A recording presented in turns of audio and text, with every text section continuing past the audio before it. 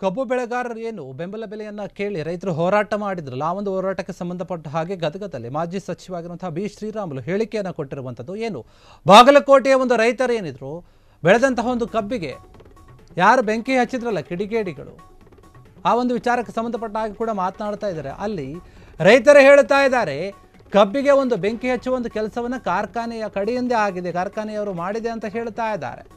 ಬಾಗಲಕೋಟೆಯಲ್ಲಿ ರೈತರು ಬೆಳೆದಂಥ ಒಂದು ಕಬ್ಬುಗಳಿಗೆ ಯಾರು ಕಿಡಿಗೇಡಿ ಬೆಂಕಿ ಹಚ್ಚಿರಲ್ಲ ಅವರು ಕಾರ್ಖಾನೆಗೆ ಸಂಬಂಧಪಟ್ಟವರು, ಅವರಿಂದ ಆಗಿದೆ ಅಂತ ರೈತರು ಹೇಳ್ತಾರೆ. ಆದರೆ ಕಾರ್ಖಾನೆಯವರು ನಮ್ಮಿಂದ ಬೆಂಕಿ ಹಚ್ಚುವಂಥ ಕೆಲಸ ಆಗಿಲ್ಲ ಅಂತಾರೆ. ಅವರು ಇಲ್ಲ ಅಂತಾರೆ, ಇವರು ಇಲ್ಲ ಅಂತಾರೆ. ರೈತರೊಂದಿಗೆ ನಮ್ಮ BJP ಪಕ್ಷ ಇರುತ್ತೆ, ಯಾವಾಗಲೂ ಕೂಡ ಚಿಂತೆ ಮಾಡಬೇಡಿ ಅಂತ ಹೇಳ್ತಾ ಇದ್ದಾರೆ. ಬೆಂಕಿ ಹಚ್ಚಿದ ದುಷ್ಕರ್ಮಿಗಳನ್ನು ಗುರುತಿಸಿ ಶಿಕ್ಷೆ ಮಾಡಬೇಕು ಅಥವಾ ನೀಡಬೇಕು ಸರ್ಕಾರದ ಕೆಲಸ ಅದು. ಅವರ ಮೇಲೆ ಕಾನೂನಾತ್ಮಕವಾದಂಥ ಒಂದು ಕ್ರಮವನ್ನು ಕೈಗೊಳ್ಳಬೇಕು ಶ್ರೀರಾಮುಲು ಹೇಳ್ತಾ ಇದ್ದಾರೆ. ರೈತರ ಪರವಾಗಿ ಸರ್ಕಾರ ಅವರ ಮೇಲೆ ಕ್ರಿಮಿನಲ್ ಕೇಸ್ಗಳನ್ನು ಕೂಡ ಹಾಕಬೇಕು, ಈ ರೀತಿಯಾಗಿ ಕಠಿಣ ಶಿಕ್ಷೆಯನ್ನು ಕೊಡಬೇಕು. ಸರ್ಕಾರದ ಪರ ಏನು ಘೋಷಣೆ ಮಾಡಿದ್ದು ಅಂದರೆ ದರದ ಒಂದು ಘೋಷಣೆ ಏನು ಮಾಡಿದ್ರೆ ರೈತರಿಗೆ ಇಷ್ಟ ಆಗಿಲ್ಲ. ಇನ್ನು ಇದ್ರ ಜೊತೆಗೆ ತುಂಗಾಭದ್ರಾ ಅಣೆಕಟ್ಟಿನ ಒಂದು ಗೇಟ್ ರಿಪೇರಿ ಏನಿದೆ ಅದನ್ನು ಕೂಡ ಸರ್ಕಾರ ಸರಿಯಾಗಿ ಮಾಡ್ತಾ ಇಲ್ಲ. ಕೆಲವೊಂದು ವಿಚಾರಗಳನ್ನು ಮಾತನಾಡ್ತಾ ಇದ್ದಾರೆ. ಅಂದರೆ ಏನು ಸರ್ಕಾರ ಯಾವ ರೀತಿಯಾಗಿ ಸರಿಯಾಗಿ ನಡ್ಕೊಳ್ತಾ ಇಲ್ಲ ರೈತರ ಒಂದು ವಿಚಾರದಲ್ಲಿ, ಅಂದರೆ ಬರೀ ಕಬ್ಬಿನ ವಿಚಾರದಲ್ಲಿ, ಬೆಲೆಯ ವಿಚಾರದಲ್ಲಿ ಮಾತ್ರ ಅಲ್ಲ, ನೀರು ಕೊಡೋ ವಿಚಾರದಲ್ಲಿ ಕೂಡ ಆಗಿರ್ಬೋದು, ಅಥವಾ ಬೇರೆ ಬೆಳೆಗಳಿಗೆ ಏನು ಬೆಲೆಯನ್ನು ಘೋಷಿಸುವಂಥ ವಿಚಾರದಲ್ಲಿ ಆಗಿರ್ಬೋದು, ಅದ್ರ ಬಗ್ಗೆ ಕೂಡ ಮಾತನಾಡ್ತಾ ಇದ್ದಾರೆ. ಸರ್ಕಾರ ಏನು ತುಂಗಾಭದ್ರಾ ಒಂದು ಅಣೆಕಟ್ಟು ಏನಿದೆ ಅದರ ಒಂದು ರಿಪೇರಿ ಮಾಡೋ ಕೆಲಸವನ್ನು ಕೂಡ ಸರಿಯಾಗಿ ಮಾಡ್ತಾ ಇಲ್ಲ. ಅದರ ಜೊತೆಗೆ ಏನು ತುಂಗಾಭದ್ರಾ ಜಲಾಶಯ ಒಂದು ರೈತರಿಗೆ ನೀರಾವರಿಗೆ ನೀರು ಕೂಡ ಸಿಗ್ತಾ ಇಲ್ಲ ಬೆಳೆಯನ್ನು ಬೆಳೆಯೋಕೆ. ಇಷ್ಟೆಲ್ಲ ಸಮಸ್ಯೆಗಳಿದೆ. ಇದರ ಜೊತೆಗೆ ಏನು ಗೇಟ್ ರಿಪೇರಿ ಮಾಡಿದ್ರೆ ಸರ್ಕಾರ ತಪ್ಪು ಮಾಡ್ತಾ ಇದೆ, ತಪ್ಪು ನಿರ್ಧಾರಗಳನ್ನು ತೆಗೆದುಕೊಳ್ತಾ ಇದೆ. ಈ ವಾರ ರೈತರಿಗೆ ನಾವು ಈ ಬಾರಿ ನೀರು ಕೊಡಲ್ಲ ಅಂತ ಹೇಳ್ತಾ ಇದ್ದಾರೆ. ಇನ್ನು DK ಶಿವಕುಮಾರ್ ಹೇಳ್ತಾರೆ 2 ಬೆಳೆಗಳಿಗೆ ನಾವು ನೀರು ಕೊಡೋಕೆ ಆಗಲ್ಲ ಅಂತ. ಹಾಗಾದರೆ ರೈತರು ಏನು ಮಾಡಬೇಕು? ಗ್ಯಾರಂಟಿ ಯೋಜನೆಗಳಿಗೆ 56,000 ಕೋಟಿಗಳನ್ನು ಹಣ ಕೊಡೋಕೆ ನಿಮ್ಮ ಹತ್ರ ದುಡ್ಡಿರುತ್ತೆ, ಆದರೆ ರೈತರಿಗೆ ಯಾಕೆ ಅನುಕೂಲ ಮಾಡಿಕೊಡಲ್ಲ? ಕಬ್ಬು ಬೆಳೆ ಆಗಿರ್ಬೋದು, ಗೋವಿನ ಜೋಳ, ಈರುಳ್ಳಿ, ಇವಕ್ಕೆಲ್ಲವೂ ಕೂಡ ಸರಿಯಾದ ಬೆಂಬಲ ಬೆಲೆ ಇಲ್ಲ, ರೇಟೆಲ್ಲ ಕುಸಿದು ಹೋಗ್ಬಿಟ್ಟಿದೆ. ಆದರೂ ಕೂಡ ನೀವು ರೈತರ ಬಗ್ಗೆ ಗಮನ ಕೊಡ್ತಾ ಇಲ್ಲ. ರೈತರಿಗೆ ಬೆಂಬಲ ಬೆಲೆ ನೀಡಿದರೆ ಸರ್ಕಾರಕ್ಕೆ ಏನು ಕೂಡ ಹೊರೆ ಹಾಕೋದಿಲ್ಲ, ಕೊಡಿ ಅಂತ ಕೇಳ್ತಾ ಇದ್ದಾರೆ. ಈ ಸರ್ಕಾರ ಏನಿದೆ ಇದು ಒಂದು ರೀತಿಯಲ್ಲಿ ಇವನ್ನೆಲ್ಲ ಗಮನಿಸಿದಾಗ ರೈತ ವಿರೋಧಿ ಸರ್ಕಾರ ಅಂತ ಅನಿಸುತ್ತೆ. ಇದು ರೈತರ ಪರವಾಗಿರುವಂಥ ಸರ್ಕಾರ ಅಲ್ಲ. ಯಾವುದೇ ಬೆಂಬಲ ಬೆಲೆ ನೀಡಲು ಆಗ್ತಾ ಇಲ್ಲ ಸರ್ಕಾರಕ್ಕೆ ಅಂತ ಹೇಳಿ ಶ್ರೀರಾಮುಲು ಕಿಡಿಕಾರಿದ್ದಾರೆ. ಈ ಒಂದು ವಿಚಾರವಾಗಿ ಗದಗದಲ್ಲಿ ಮಾತನಾಡಿರುವಂಥದ್ದು.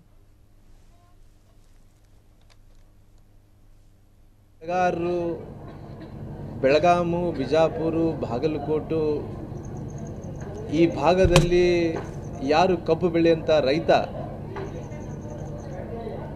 ಇವತ್ತು ದೊಡ್ಡ ಹೋರಾಟವನ್ನು ಮಾಡ್ತಾ ಇದ್ದಾನೆ. ಈ ಹೋರಾಟ ಮಾಡೋಂಥ ಸಂದರ್ಭದಲ್ಲಿ ರೈತರು ಬೆಳೆದಂಥ ಬೆಳೆಯನ್ನು ಅಂದರೆ ಕಬ್ಬು ಬೆಳೆಗಾರರನ್ನು ಕಬ್ಬು ಬೆಳೆಯನ್ನು ಇವತ್ತು ಟ್ಯಾಕ್ಟ್ರಿ ತುಂಬ್ಕೊಂಬರೋಂಥ ಟೈಮಲ್ಲಿ ಕೆಲವೊಂದು ಕಿಡಿಗೇಡಿಗಳನ್ನು ಬೆಂಕಿ ಹಚ್ಚೋಂಥ ಕೆಲಸ ಆಗಿದೆ. ರೈತರು ಹೇಳ್ತಾ ಇದ್ದಾರೆ ಇದು ಕಾರ್ಖಾನೆಯ ಕಡೆಯಿಂದನೇ ಆಗಿದೆ ಅನ್ನೋಂಥ ಮಾತನ್ನು ಹೇಳ್ತಾ ಇದ್ದಾರೆ. ಅವರು ಕಾರ್ಖಾನೆಯವರು ಏನು ಹೇಳ್ತಾರೆ, ನಮ್ಮಿಂದ ಆಗಿಲ್ಲ ಅನ್ನೋಂಥ ಮಾತನ್ನು ಹೇಳ್ತಾ ಇದ್ದಾರೆ.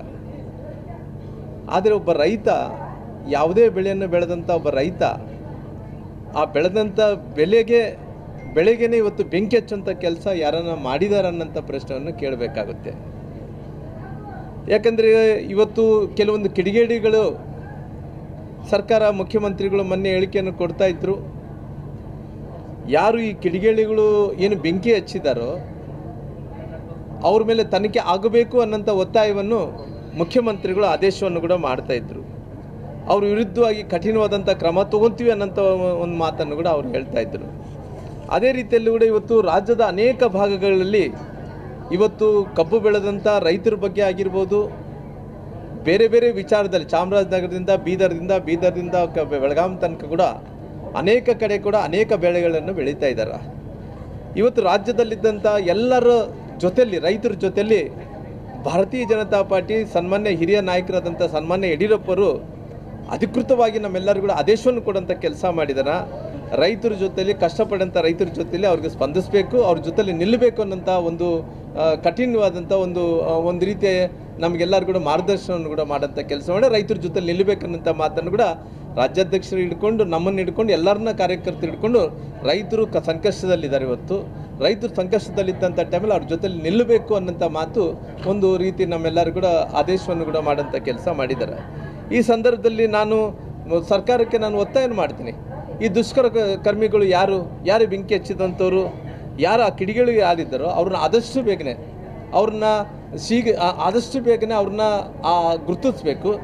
ಗುರುತಿಸಿ ಅವರು ಶೀಘ್ರದಲ್ಲೇ ಸೂಕ್ತವಾದಂಥ ಶಿಕ್ಷೆಯನ್ನು ಕೊಡುವಂಥ ಕೆಲಸ ಮಾಡಬೇಕು. ಕಾನೂನಾತ್ಮಕವಾದಂಥ ಏನು ಕ್ರಮಗಳನ್ನು ತಗೋಬೇಕು ಆ ಕ್ರಮಗಳನ್ನು ತಗೊಳ್ಳೋಂಥ ಕೆಲಸ ಮಾಡಬೇಕಾಗಿದೆ. ಕೇವಲ ಮುಖ್ಯಮಂತ್ರಿಗಳು ಇದ್ರ ಬಗ್ಗೆ ನಾನು ಅವ್ರ ಮೇಲೆ ಕ್ರಮ ತಗೊತೀನಿ, ಅವ್ರ ಮೇಲೆ ತನಿಖೆ ನಡೆಸ್ತೀನಿ ಅಂದೇಳಿ ಹೇಳೋದು ಕೇವಲ ಕಾಗದ ಪತ್ರದಲ್ಲಿ ಹೇಳೋದಲ್ಲ. ಆ ಕಾಗದ ಪತ್ರದಲ್ಲಿ ಹೇಳೋದಕ್ಕಿಂತ ಮುಂಚೆ ಅವ್ರ ಮೇಲೆ ಕ್ರಿಮಿನಲ್ ಮುಕದ್ದಮನ್ನು ಕೂಡ ಹಾಕಬೇಕು. ಯಾಕಂದರೆ ಇಂಥ ಅನೇಕ ಸಂದರ್ಭದಲ್ಲಿ ಇವತ್ತು ರೈತರು ಹೋರಾಟಗಳನ್ನು ಮಾಡ್ತಾರೆ. ರೈತರು 3,500 ರೂಪಾಯಿ ಕೊಡಬೇಕೆಂದೇಳಿ ಹೋರಾಟ ಮಾಡೋಂಥ ಟೈಮಲ್ಲಿ ಸರ್ಕಾರ ಕೊಟ್ಟಿರೋದು 3,300 ರೂಪಾಯಿನ ಕೊಟ್ಟಿದ್ದಾರೆ.